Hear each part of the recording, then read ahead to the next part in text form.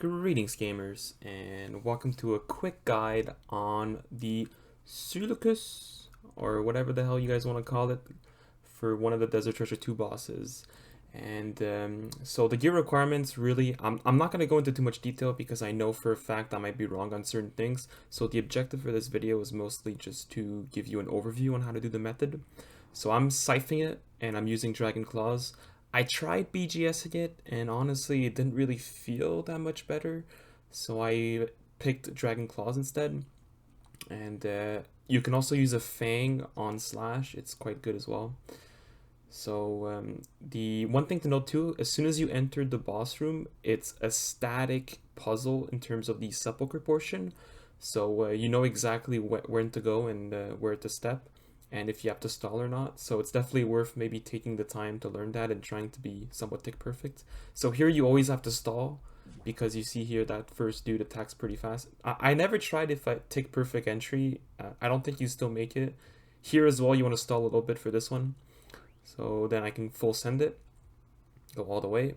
Now you still want to dodge the little like black dots on the floor, and you also want to crush your mushrooms on the way. Here you can basically full send as well, loot the 2 mushrooms, and then you can full send after this one here sends it. So you see I'm on tick, so I can full send it. So that makes this part, I wouldn't say AFK because you still have to avoid stuff. Then I go mine 2 of the little whatever ashes or something, whatever these things are called, and then I dump it in the fermentation, make the 2 potions. Very self-explanatory. This portion's kind of meh. And one thing I like about Dragon Claws is you can claw spec at the start, and it's a 4-tick attack, and you'll see why, because it can set me up right away in cycle. So the cycle here is a 5-tick cycle. So it's very similar to Verzik, except Verzik is a 4-tick, this is a 5-tick. So by claw siphoning, I'm on the last tick of the cycle. So you see I just step out once for a tick right after my scythe swing. And that's the cycle. Very simple.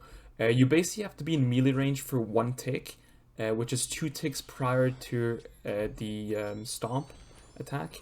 And if you're not in melee distance on that tick, the boss will mage you, and the mage attack is a guaranteed 30 or something, so you really want to avoid that. And you see whenever he throws the poisons, you can run on the other side.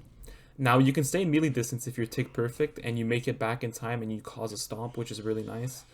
Whenever you get this attack, if you listen carefully, you should hear an ice barrage sound, and that's your cue to spam click the boss. If you do that correctly, you'll be on tick, but 1 tick in advance, so you have an extra tick to spare, which is really nice too. And very easy boss, honestly, once you learn the timing. Now one thing that's cool as well about this boss is for the second and beyond kill, you can actually speedrun it by instantly running to the mushroom. You see what I do there? And the puzzle doesn't even start, so you see I fully skip all these lightnings, and as soon as the boss spawns, I get to pick my mushrooms and right away go back into it. And grats to Wes and our CC got a Virtus mask. Freaking spoons, man. But yeah, you save a bit of time doing it this way. Now, one thing I did realize though is that the untradables despawn after 2 minutes, but not the tradables, which is really weird. I didn't think that was the case. It's not the case in other. I don't think it is the case in other bosses, but whatever.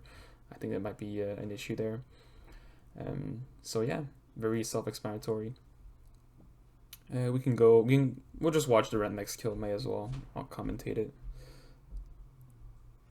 Same thing here, very fun. Oh my god. Dude, honestly, if we have to do this puzzle 3,000 times for the pet or whatever the drop rate is, ugh, bro. That's rough. Surely they make it easier though. Surely, in like 2 weeks. But once this guide becomes irrelevant and someone else makes a better guide, I might just make it unlisted. I don't see a point in having a guide that's not in maximum detail.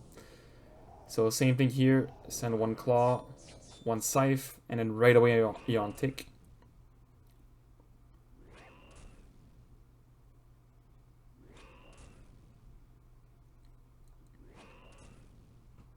Now my scythe went pretty hard here. I actually thought I was pacing a record, by the way, so I decided to send my claw specs. But claws and scythe ended up noodling. That could have been a crazy record, by the way, if that hit. That could have been like 140 or 135. But yeah.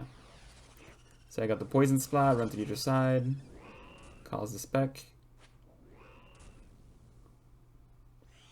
If you have a Fang, by the way, it's 5-tick weapon as well, so it's the exact same thing as a Scythe.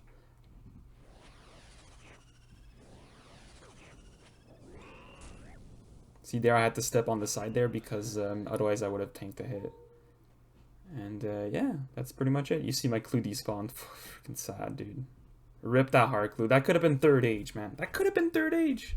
But yeah, if you enjoyed the video, I mean, good luck on the grinds, and peace out. Very simple guide.